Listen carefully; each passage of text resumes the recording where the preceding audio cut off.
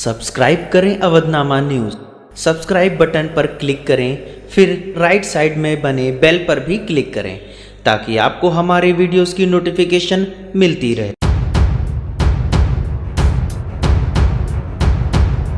मथुरा मंडी समिति में किसानों की रोड पर बरसात से भीग रही फसल से किसान हुआ परेशान। आड़तियों व मंडी समिति द्वारा किसानों को नहीं मिल रही कोई व्यवस्थाएं। विश्वव्यापी कोरोना वायरस की महामारी के चलते प्रधानमंत्री नरेंद्र मोदी द्वारा संपूर्ण देश में लॉकडाउन किया गया है, जिसके चलते लोगों से अपील की गई है कि वे अपने घरों में रहें और सोशल डिस्टेंसिंग का पालन करें।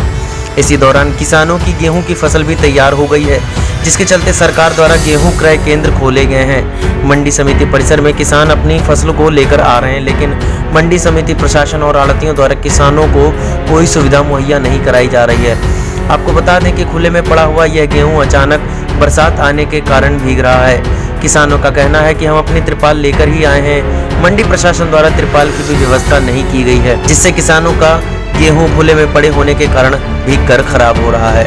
इस समय कहाँ खड़े हैं आप? मंडी में, मथुरा मंडी में। मथुरा मंडी में क्या लेके आए हैं? गेहूँ।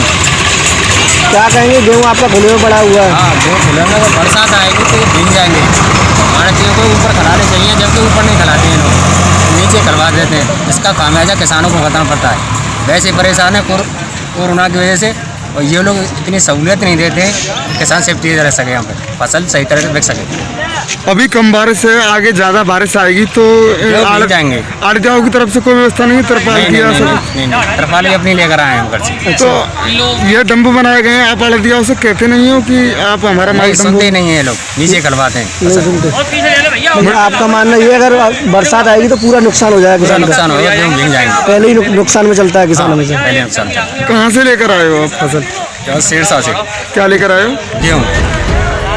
इस विषय की जानकारी मंडी सचिव सुनील शर्मा द्वारा ली गई, तो मंडी सचिव द्वारा बताया गया कि मंडी में किसानों को अपनी फसल लेकर आ रहे हैं किसान, इनके लिए क्या व्यवस्था बनाई गई? जैसे फसल ला रहे हैं तो उनकी फसल रोड पर डालकर बोली हो रही हैं और भीगा भागी हो रही है, किसानों की शिकायत है। देखिए, यहाँ पर एक परंपरा है, किसान अपने संबंधित आड़तिया के पास माल लेके आता है। हम किसानों से बार बार अनुरोध कर रहे हैं कि चबूतरा नंबर 5, चबूतरा नंबर 6 जो पूर्ण रूप से खाली पड़े हैं वहाँ अपना माल खड़ाएं। लेकिन यहाँ कई विगत वर्षों से परंपरा चली आ रही है, जिस किसान का आड़ती जो परिचित होता है वो उसी के प्रतिष्ठान पर अपना माल ले जाता है। तो इसे बार बार अनुरोध किया रहा है इन लोगों से, और आपके चैनल के माध्यम से भी अनुरोध है कि आप जो कवर चबूतरे जो खाली पड़े हैं 5 नंबर 6 नंबर, कृपया बरसात के समय मौसम खराब होने पर अपना माल उसमें खाली करें। सर, किसानों की शिकायत ये है, ये आड़तिया रोड पर ही खिलवा रहे हैं। कुछ मैंने ये भी देखा चबूतरे घेरे रखे हैं व्यापारियों ने, इसके बारे में क्या? जो चबूतरा नंबर 1, 2, 3, 4 जिसकी आप बात कर रहे हैं, ये चबूतरे विगत 30-40 वर्षों से व्यापारियों को आवंटित किए गए थे।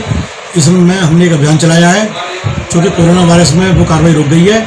हमारे द्वारा 100 दुकानें यहाँ निर्माण कराया जा रहा है। उन 100 दुकानों में एक चबूतरा नंबर 1, चबूतरा नंबर 2, चबूतरा नंबर 3, चबूतरा नंबर 4 के व्यापारियों को ही आवंटित की जाएंगी। मंडी शुल्क के आधार पर, मानक के आधार पर, जो जिस कैटेगरी का होगा पहले वो उसको वरीयता दी जाएगी, फिर द्वितीय चरण, फिर तृतीय चरण।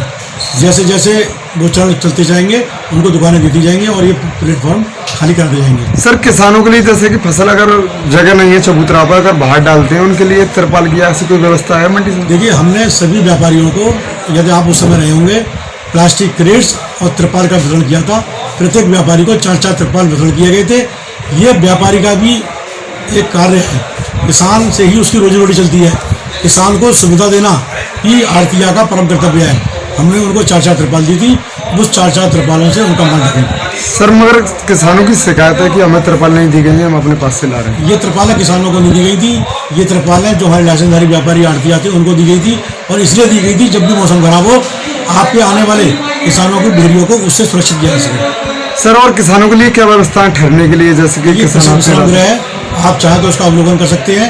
एक बहुत अच्छा विश्राम गृह 10 बेड का सुसज्जित कराया गया है, आप जाकर उसे देख सकते हैं। कोई भी किसान भाई, सबसे पहले उसका उद्देश्य अपने माल की बिक्री कराना होता है। बिक्री कराने के बाद में उसका उद्देश्य तौल कराना होता है, और तौल के बाद पेमेंट के बाद घर। हम सभी किसान भाइयों से अनुरोध करते हैं कि किसी भी को कोई आराम करना है या कुछ करना है, जैसे विश्राम गृह खुला हुआ है, आप वहाँ पर आराम कर सकते हैं।